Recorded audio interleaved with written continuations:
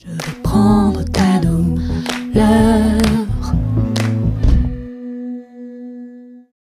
Au congrès de la douleur qui se tient à Nice cette année, nous avons eu 3 heures. 3 heures sur la douleur du cancer. Ça faisait peut-être, si je me souviens bien, 7 ans qu'on n'en avait pas parlé dans notre société savante. C'est extrêmement important qu'on s'intéresse de nouveau dans notre société savante à la douleur du cancer. Donc on a eu plusieurs intervenants tout à fait passionnés par ce qu'ils font, passionnants, qui ont, avec une salle pleine et grâce à ces 2 sessions, quelque part, la société savante va recommencer à s'intéresser à la douleur du cancer. On va lancer des projets. La douleur du cancer a été traitée par d'autres personnes et puis pendant beaucoup de temps, on s'est surtout occupé de la douleur neuropathique par exemple, et de douleurs psychologiques. Et là, il fallait qu'on s'y remette aussi pour attirer les jeunes, pour que les jeunes qui s'engagent dans la douleur connaissent aussi bien la douleur cancéreuse, parce que le rôle de notre société savante, c'est de lancer des programmes de recherche, de s'occuper de la clinique et de l'organisation de la prise en charge des douleurs cancéreuses.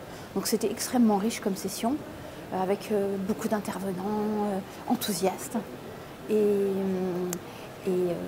surtout une salle qui était vraiment pleine et très intéressée. Alors on a eu surtout des sessions sur des cas cliniques, comment utiliser les opioïdes, donc les morphiniques, comment changer quand un est mal toléré, comment on fait pour les changements de thérapie avec les dosages.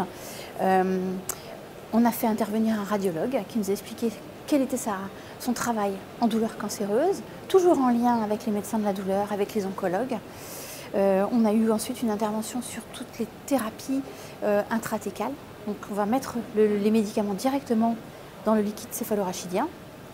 Et puis une intervention aussi sur l'utilisation d'un médicament qui s'appelle la méthadone et qui aussi peut être extrêmement utile dans les douleurs du cancer. Les prochaines années, on va continuer, je pense, à avoir des sessions douleurs du cancer pour continuer à avoir des nouveaux projets, toujours pour que les patients soient mieux traités. En plus, on sait qu'ils vivent de plus en plus longtemps grâce aux nouvelles thérapeutiques, mais avec parfois des douleurs séquelaires. Et puis, il faut vraiment améliorer la qualité de vie des patients, c'est l'objectif. Et quand on améliore la douleur, on améliore aussi la qualité de vie.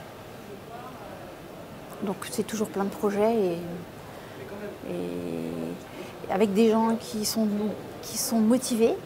Et quand on les rassemble tous ensemble, c'est encore plus motivant. Voilà.